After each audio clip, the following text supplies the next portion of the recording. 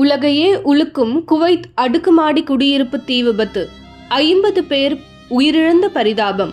தமிழர்களின் நிலை என்ன? குவைத்தில் ஏற்பட்டுள்ள தீ விபத்து உலகையே உலுக்கி வரும் நிலையில் உயிரிழந்தவர்களில் பெரும்பாலானவர்கள் இந்தியர்கள் என்ற தகவல் மேலும் அதிர்ச்சியை ஏற்படுத்தியுள்ளது.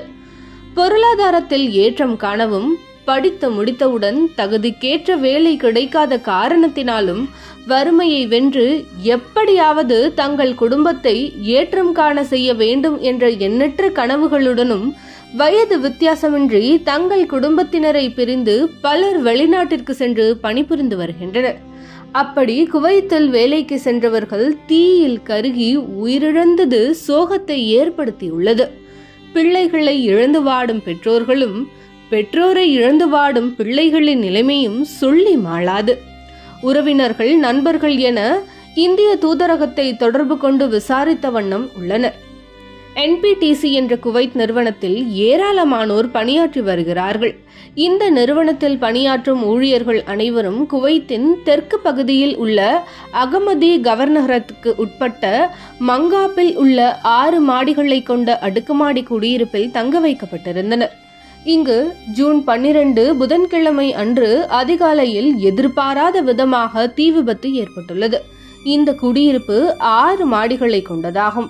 இங்கு இந்தியர்கள் உட்பட வெளிநாட்டை சேர்ந்தவர்களே அதிகம் வசித்து வந்திருக்கின்றனர். இந்த விபத்துக்கு காரணம் விதிகளை மீறி அடுக்குமாடி கட்டியதுதான் என்று கூறப்படுகிறது. இந்த குடியிருப்பில் எகிப்து நாட்டை சேர்ந்த காவலாளி ஒருவர் தங்கி இருக்கிறார்.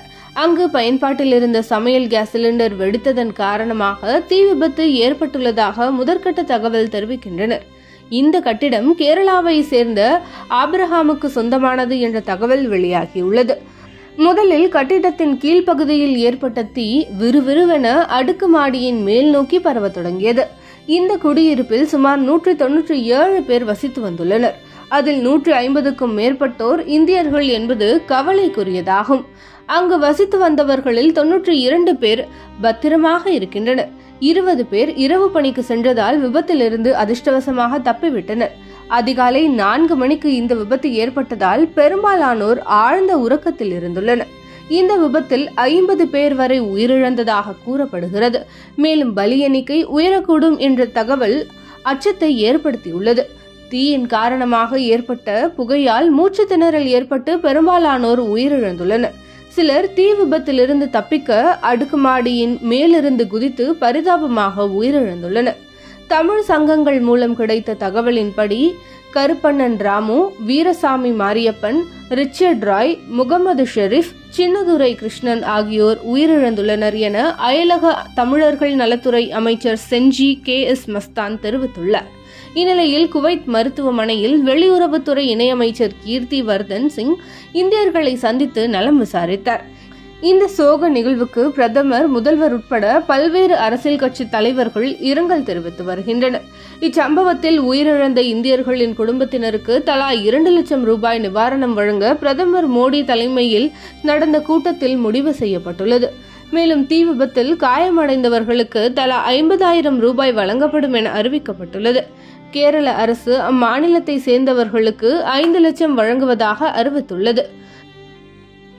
தீ விபத்தை அடுத்து குவைத்தின் எமிர் ஷேக் அல் சபா கடுமையான சட்டத்திட்டங்களை கடைபிடித்து வரும் குவைத் போன்ற நாடுகளில் கூட விதிமீறல்களுடன் அடுக்குமாடி குடியிருப்புகள் கட்டப்பட்டுள்ளது ஆச்சரியத்தை ஏற்படுத்தியுள்ளது என தெரிவித்துள்ளது.